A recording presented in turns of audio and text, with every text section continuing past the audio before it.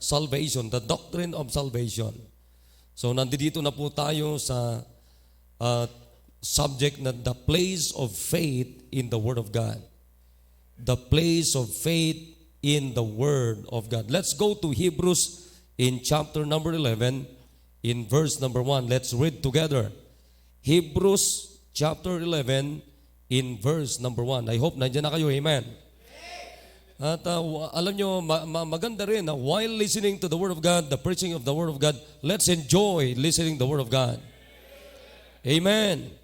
Huwag kayo matutulog, patulog-tulog kayo. Ewan ko lang mga kapatid, kung bibigyan ko kayo dito ng talagang mga ginto na talagang nakabar na, ewan ko lang kung aantukin ka dito. Di ka aantukin. Sabi ng Biblia, ang Word of God is more than fine gold. More than rubies. More than anything on this world. So bakit kayo inaantok? Di ba? Tapos mamaya-maya, pagkatapos ng ang lakas-lakas ng boses ninyo. Alright, so I hope nandiyan na kayo, amen. Verse number 1, everybody read. Now faith is the substance of things hoped for, the evidence of things not seen. Dakilang Diyos, salamat po sa hapon pong ito. Pagpalain niyo po ang mensahe na amin po maririnig. Kausapin niyo po bawat anak ninyo mula sa amin po dito na face to face hanggang doon po sa Facebook Live, sa Google Meet. Doon po sa dalahin ko po na talaga pong ang sadya po namin pare-parehas ay walang iba kundi tumanggap, makinig at tumanggap ng inyong pong mga salita, Panginoon. Dalahin ko po na doon po sa nakikinig sa Facebook Live, Panginoon, ay talaga pong nakatutok po sila, nakafocus sila, nakabihis sila na maayos, bilang pagrespeto, Panginoon, na kayo po ang aming kaharap sa pagkakataon pong ito. At dapat yung puso namin, yung isip namin, ay dapat nakatuon po sa inyo pong mga salita na amin pong maririnig, tatanggapin ngayon pong hapon. Patawad po sa aming mga kasalanan. Sawayin niyo po, Panginoon, ang kaaway upang kami po ay makatanggap ng inyong pong mga salita because we believe, oh God, that the greatest blessing on this earth that we must receive, oh God, every day, na hindi po ito'y nakakasawa. Walang iba kundi ang salita po ninyo. Tulungan niyo kami, patawad sa aming mga kasalanan sa pangalan ni Jesus. Amen. Okay, maupo na po kayo. Now, ang sabi dito sa binasa natin, now faith is the substance of things hoped for. Now, liliwanagin natin na maigi ito. Now, the Greek word from the word faith is translated, comes from the verb. Verb. What is verb? Verb is an action word. Amen. O, kayong mga magagaling sa English, alam nyo yan. Kayong mga bagsak sa English, hindi nyo alam yun. O, di ba? Pero alam nyo ba, akala ko nung araw, pagka high school ka na, pasado ka na, wala nang English subject. Hanggang ngayon pa rin, ay pinag-aaralan pa rin pala. Pero ang sarap matuto, mga kapatid, sa totoo lang. Tama ba, mga kapatid? Faith, verb is a action word. So, you know the word faith means action word. Action word is an action word. Because the word faith, ang ibig sabihin niyan is to persuade. To persuade. Meaning, to cause someone to believe something. To cause someone to believe something. Meaning, this is a convincing word. Convince or gain or get or induce na tinatawag. Induce or move. Or prevail or satisfy. Talk into or win over. Win over. So, tandaan nyo yan. So, meaning, ang ibig sabihin, mga kapatid, ng faith is action word. Means to persuade. Means to get. Means to move. Nakikinig tayo? Means to cause someone to believe something. Meron kang pinapaniwalaan na isang bagay na pag once na pinaniwalaan mo ito, may gagawin ka. That's faith means. That's faith means.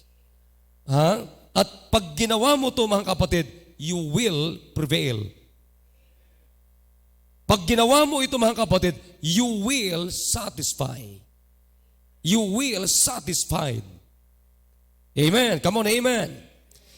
Meaning, mga kapatid, pag ginawa mo ito, you will get something. You will never be an empty person, but you will get something. That's faith means. Kaya nga, walang anak ng Diyos, mga kapatid, na empty. If you are a child of God, meaning you have faith in God, you are not an empty person. You will get something. To whom we can get something? To or from God. From the Word of God. Nakuha niyo, mga kapatid? And you will move. You will move. Who moves you, mga kapatid? Sino ang nagpapakilos sa atin? O ano ang nagpapakilos sa atin? Sino ang nagpapakilos sa atin? Ano ang nagpapakilos sa atin? God. God. And you will become unmovable against the world. And you will become movable, mga kapatid, from God, from the Word of God. Again, ang sabi ko sa inyo, mga kapatid, faith means to talk into or win over. Meaning, mga kapatid, if you have faith in God, you always win over. You are always in the winning side. If you have faith in God, mga kapatid, hindi ka matatalo, mga kapatid. Hindi tayo talunan sa mundong ito. Bagkus, mga kapatid, we are always on the winning side. We are always on the winning side. Kaya, mga kapatid, hindi dapat nalulungkot ang Kristiyano. Hindi dapat tayo laging umiiyak, mga kapatid. At kung tayo man ay umiiyak, mga kapatid, umiiyak tayo because of God's blessings, because of God's mercy. Because we have faith in God. Because if you have faith in God, mga kapatid, you always in the winning side.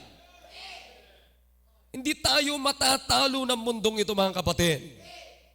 Meron na tayong ebidensya na tayo ay nasa winning side because the very foundation of our faith is the Lord Jesus Christ. He is the author and the finisher of our faith. Amen, mga kapatid. Kaya nga, ang buhay ng Kristiyano, hindi po dapat urong-sulong. Hindi po dapat trial and error. Nakikinig tayo? Kundi ang buhay ng Kristiyano ay hindi rin po, mga kapatid, you should not go backward. Kundi ang buhay ng Kristiyano is always go forward. It should be always go forward. No turning back. Amen. Wag yung susubukan na bumalik sa pinanggalingan natin sapagkat once na ikaw bumalik sa pinanggalingan mo, where is your faith? Faith is to persuade. Faith is an action word. Amen. Oh, way back 1995 nung nakarating ako sa CSI. Mga kapatid, salamat mga kapatid, na ngayon 2022, nandito pa rin ako. Sapagkat ang faith ko ay hindi po dead, kundi ang faith ko is buhay. Yeah. Kaya sabi dito, mga kapatid, now faith is the substance of things hoped for. Now what is the word substance means? Substance means the quality of being meaningful. the quality of being meaningful, useful, or important, or the assurance, concretely, essence. Ibig sabihin, mga kapatid, ang buhay ng Kristiyano ay ang pinakadiwa, yung pinakabuod, yung pinakabuhay natin ay walang iba kundi faith. Ha? You cannot shout amen, ha? Kundi ang buhay natin is faith. Kaya nga sabi ko sa inyo na nakaraan, faith is the operative word in the Christian's life. Faith is the operative word in the Christian's life. Kaya ano sabi ng Biblia? The just shall live by faith. Amen. Kaya sabi ko sa inyo, Ephesians 2:8, ano nakalagay diyan? Saved through faith.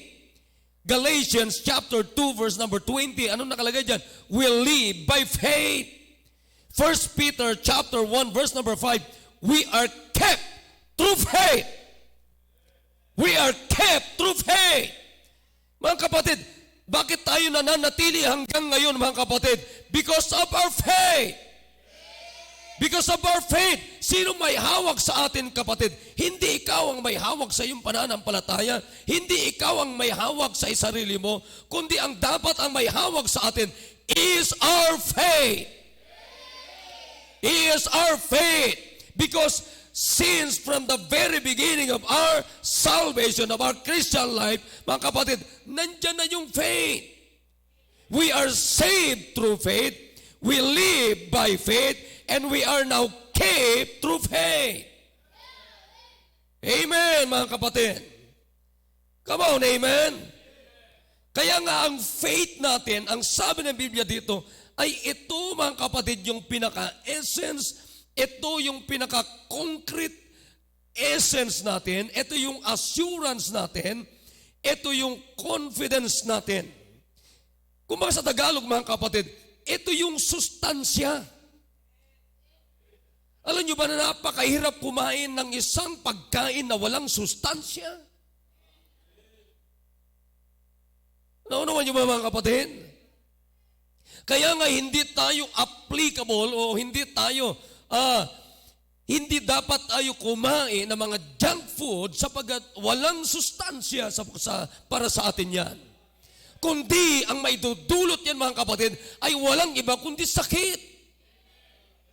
Tinan nyo, tama yung sinasabi ni Sir Bibian kanina, pag nandyan na yung pagkain, sarapan natin, mga kapatid, ang nakakalungkot, karamihan na nasarapan natin na pagkain ay walang sustansya. Anong ibig sabihin ng walang sustansya? Walang bitamina na ikagaganda ng katawan mo. Ganon din mga kapatid. Piliin natin yung pinapaniwalaan natin. Isipin muna natin yung isang bagay na dapat nating tanggapin kung ito nga ba ay may sustansya sa ating spiritual na buhay o wala. Kung wala, anong gagawin sa iyo? Sisirain ka lang. Come on, dito kayo makinig. Come on. Hey! Kaya nga sabi ko sa inyo, mga kapatid, sabi ng Bible diyan, now faith is the substance. Anong ibig sabihin ng substance? Ito yung sustansya, ito yung kalamnan, yan yung yaman, yan yung laman, yan yung diwa, yan yung pinakasangkap, yan yung pinakakayamanan.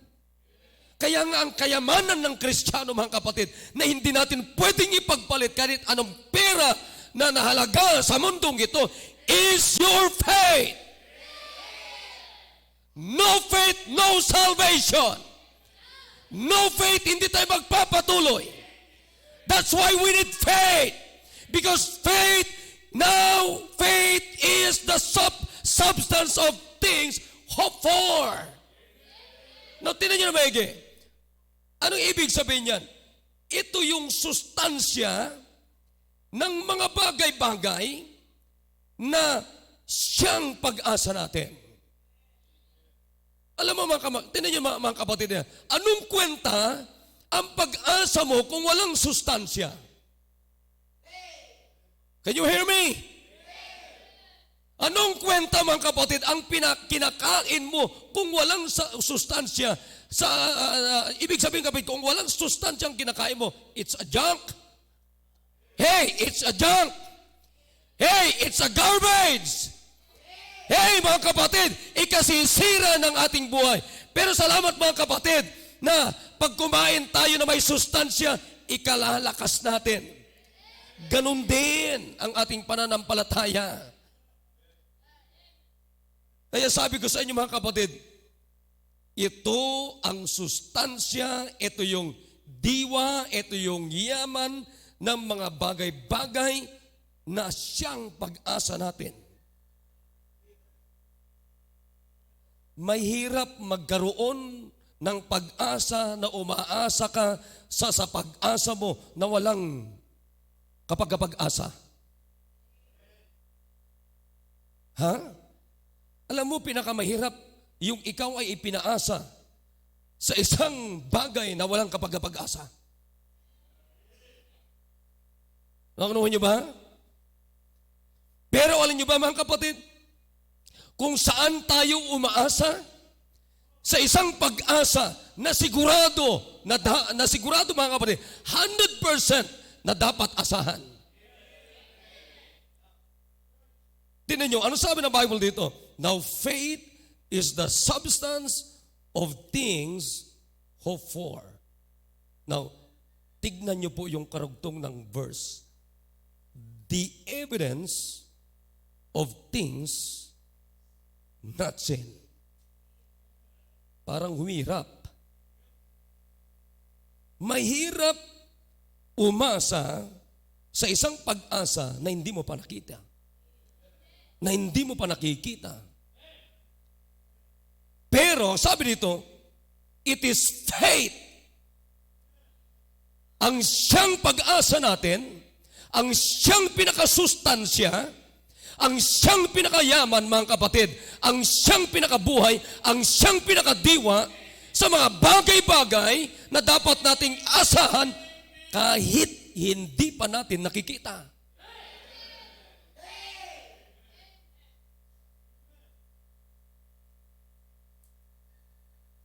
Ito yung proof. Papaano nangyari ang isang bagay na hindi mo pa nakikita pero may proof. Pero may evidence. You know the word proof means, or evidence means proof. Means something which shows that something else is true or correct.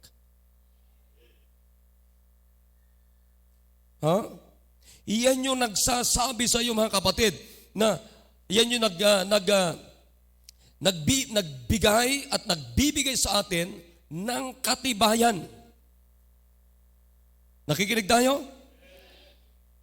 Na ito talaga, yung isang bagay na ito ay totoo at tama.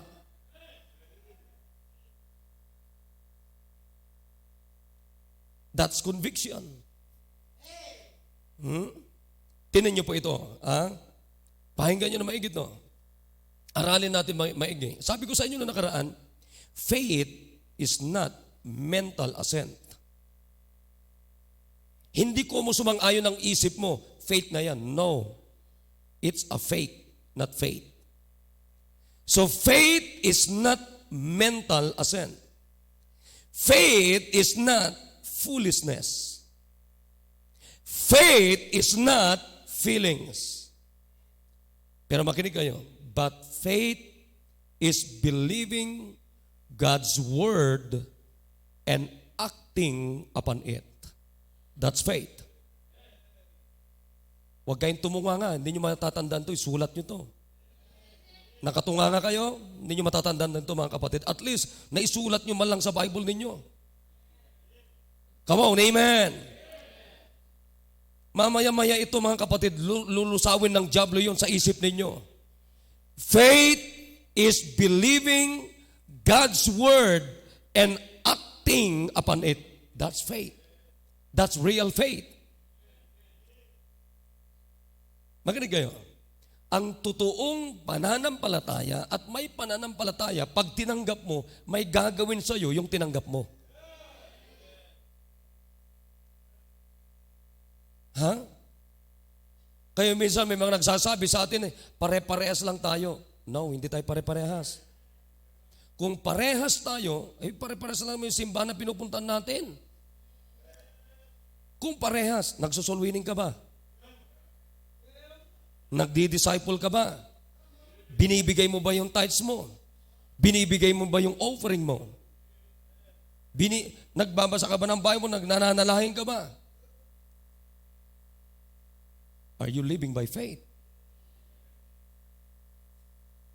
Ha?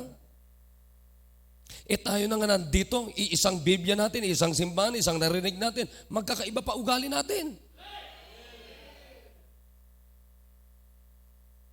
May masungit, hindi masungit. May salbahe, may hindi salbahe. May mayabang, may hindi mayabang. Ha?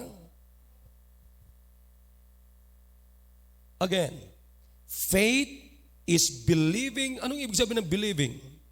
Let me clear. Believing means to accept or regard something as true. To accept or regarding as true. To accept the truth of what it said by someone. To accept the truth. Or to buy. Kaya sabi ng Biblia, buy the truth and sell it not. Come on, amen. Buy the truth and sell it not. Because believing means to buy, to take, to trust. Tingnan mo mga kapatid. Sino may cellphone? Taas kamay. Taas yung mga cellphone nyo. Taas yung cellphone nyo. Oh. Come on, taas. Huwag nyo man ibaba. Taas. Wala pa akong sinasabi. Oh, bakit nyo binili yung cellphone nyo?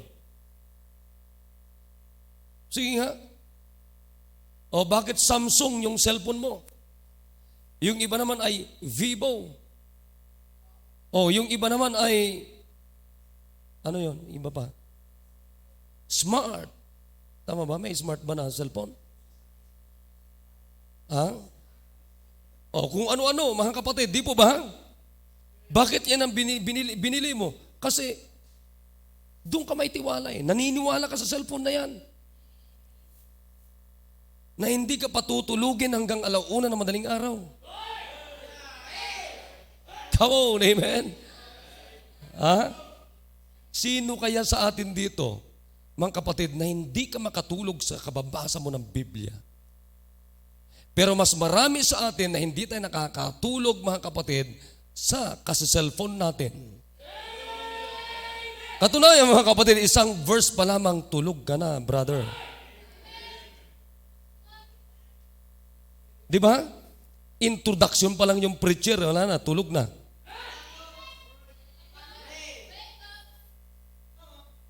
Faith is believing, means to buy, to take, to trust.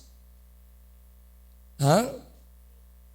Kaya ang pananampalataya ay pagkuha at pagtitiwala at pagbili ng salita ng Diyos. Pero hindi po nagtatapos doon, kundi acting upon it. Living upon it. Acting means pagkilos, pagganap. Nakuha natin mga kapatid? That's faith. So pag sinabi nating faith, saan matatagpuan yung faith mga kapatid? Ito yun. Ha? Ito yun. Ang faith is believing means buy the truth and sell it not. Take the truth, trust the truth, and acting upon it. That's faith. That's real faith.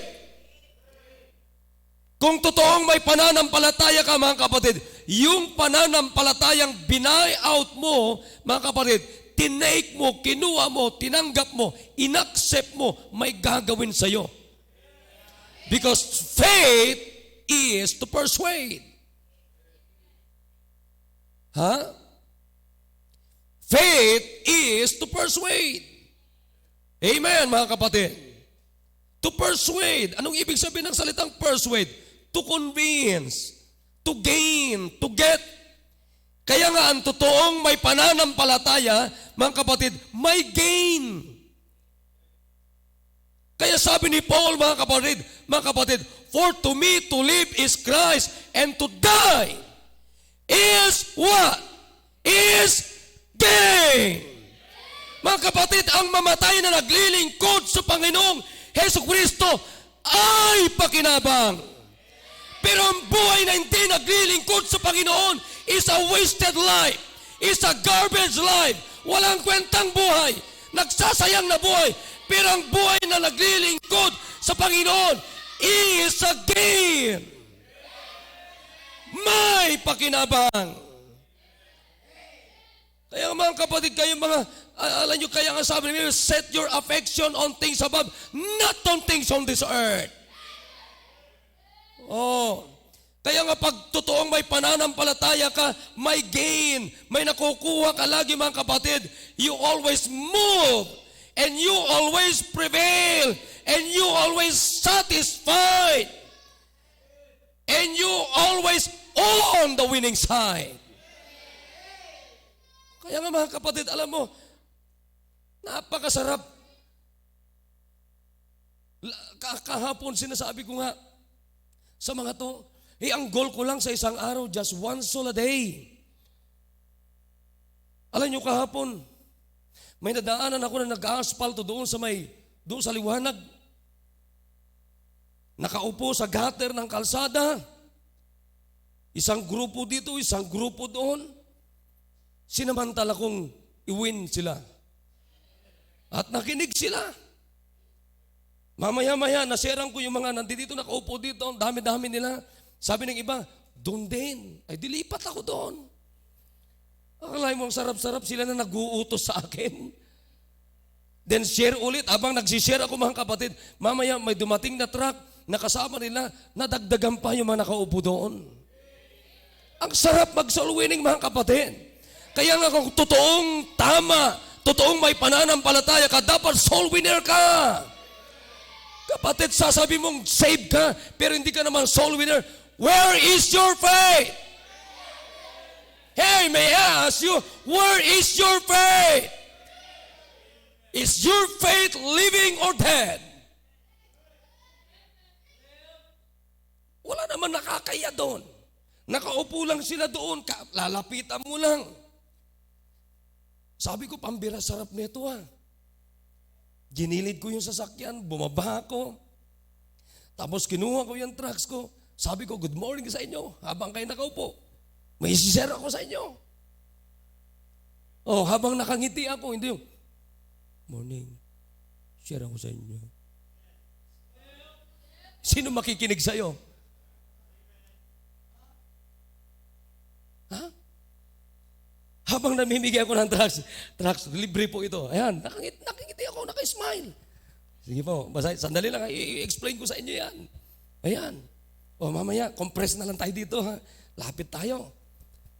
O, preach na. Yung isa humiwalay, bahala ka sa buhay mo. O, bakit doon ako nakatutok sa kanya? Mas marami ito. Kahit na iisa lang yan, kaluluwa yan. O pagkatapos tumanggap sila, sumunod sa panalangin, mamaya sabi na, yung may mga kasama pa kami doon, lipat ako sa kabila, tapos share ulit. Uuwi ako na masaya. Umuwi ako na napasaya ko langit. Bakit nagagawa ko yan by God's grace? Hey, because of my faith. Kung totoong may pananampalataya ka, hindi ka duwag sa soul winning. Hindi ka tamad sa soul winning. Because faith, ang purong pananampalataya na mula sa Biblia, kapatid, ay walang halong katamaran. Walang halong kaduwagan. kundi ang totoong pananampalataya na pinapaniwalaan natin, tinatanggap natin, binabay out natin, ina-accept natin, is you will satisfy your life. Tapos alam nyo, ito, matutunan nyo ito. Huwag kayo kasing nakafocus sa mga anak ninyong mga pasaway. Ha?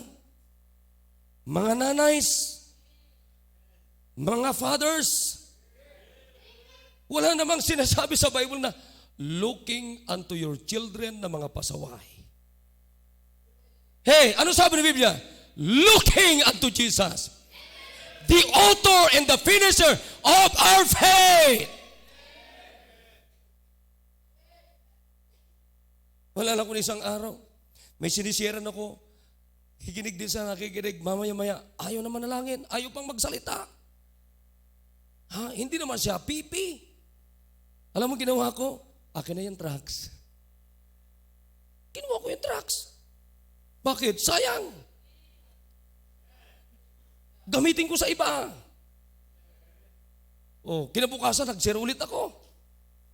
Kaya ang sarap ng soul winner ka araw-araw. Marami kang kwento na nakaka-encourage. Marami kang kwento, kapatid, na nagpapahayag na pagiging tunay ang pananampalataya mo. Ha? Sinera ko, nagpapahinga na taxi driver dyan sa may airport. Pasiga-sigarilyo. Oh, sinerang ko. Mamaya mag-pray kami, ayaw tumanggap. Bawiin ko sana ulit yung trucks. Pero sabi niya, basahin ko na lang. Nakonsensya ako. O di binayaan ko. Pero mga kapatid, anong kawalan sa akin kung ayaw nilang tanggapin yung sinasabi ko? Tapos ang lungkot-lungkot ng buhay nyo. Puro lang kayo nakatutok sa mga problema ninyo. Sabi nga ng Biblia, subukan mong isipin yung problema mo maghapon, mga kapatid. Mawawala ba? Kung kunin mo yung Bible mo, kunin mo yung Bible mo. Pagkatapos, lumuhod ka sa Panginoon. Panginoon, lalabas ako, magsosoul winning ako. Panginoon, kausapin mo mga kakausapin ko ngayon. Mag-soul winning ka mag-isa. Ha? Babalik ka. Sinasabi ko sa iyo, papunta ka pa lang mga kapatid, masaya na ang Panginoon sa iyo. Hindi nakamukmuk ko lang sa bahay. Ha? Basahin niyo po yung book of James. Sa susunod, pupuntahan natin yon. Ha? Gusto ko lang i-emphasize sa inyo, what is faith?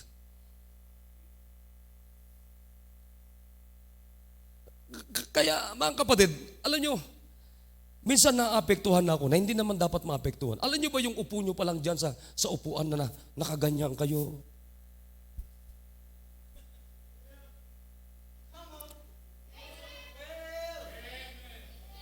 Nag-aawitan na, nagpapaawit na.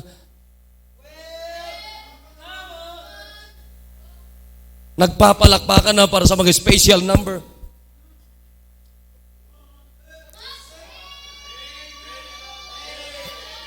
Alam mo kung anong tawag sa'yo? Patay.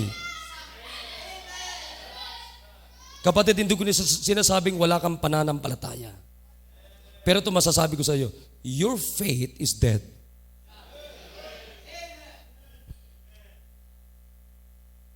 Samantalang ang totoong faith, masaya. Kapatid, sinong walang problema sa atin dito? Ha? Pwede bang magdaas ng kamay pag wala kang problema? Sasabihin ko sa iyo, pag nagdaas ka ng kamay, yun ang problema mo. Tapos sasabihin na, lungkot na maging Kristiyano, maging Baptist, ang daming responsibilidad. Ang faith ay walang halong katamaran.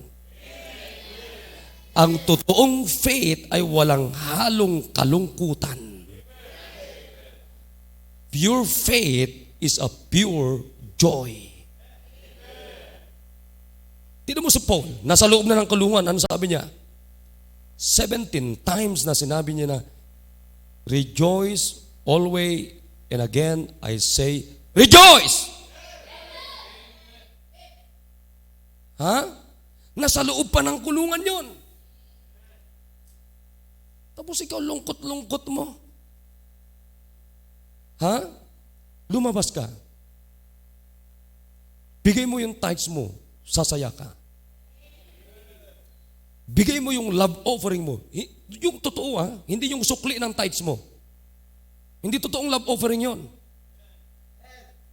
Masaya ka. Ha?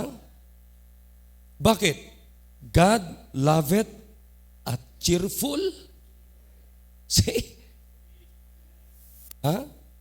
It is more blessed to give than to giving yan. Pero alam mo, pagka hindi ka giver, pagdaan ni Mr. Asher, nakasimangot ka. Ha? Para kang may may sakit sa Ha? Yung naninigas ang kamay. O di ba? Pero pagka giver ka, kapatid, masaya ka.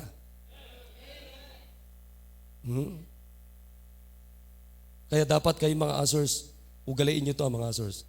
Always keep on smiling. Kahit na nakasimangot yung miyembro, ngiti mo pa rin.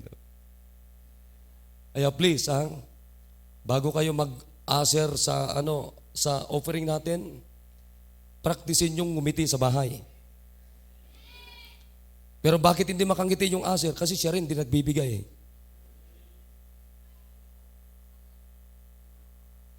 Ha? Nga naman yung mga kapatid.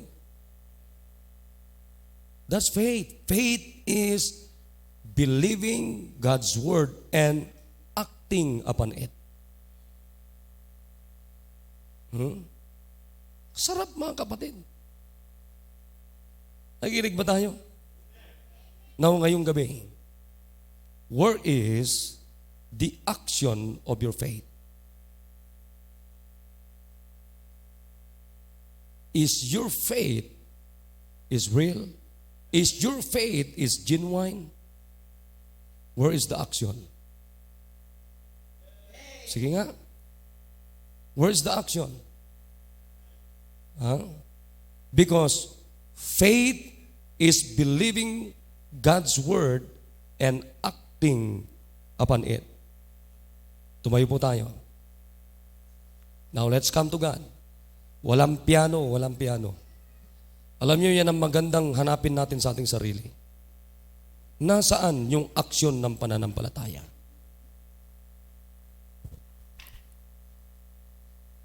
Yung po bang faith natin, buhay o patay?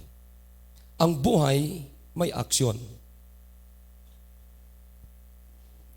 Buhay ba yung ating faith sa giving? Buhay po ba yung faith natin sa soul winning? Buhay po ba ang faith natin sa mga commitments natin? Buhay po ba yung faith natin sa ating prayer life? Sa ating discipleship, sa ating pagdadala ng bisita? Is our faith real? Buhay po ba o patay?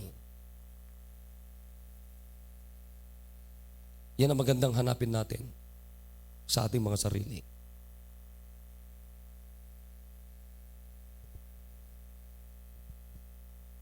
Dakilang Diyos, salamat po sa hapong pong ito. Thank you, Panginoon, sa inyo pong reminders sa amin. Thank you, Panginoon, sa inyo pong salita na amin pong narinig, na muli pong nagbigay at magbibigay sa amin, Panginoon, ng direction, ng action sa bawat buhay namin, Panginoon. Because faith is believing in Thy word and acting upon it. Oh God, please, talk to your people, oh God. Usapin niyo pong bawat isa at pagpalain niyo pong bawat decisions na gagawin ng niyo pong mga anak.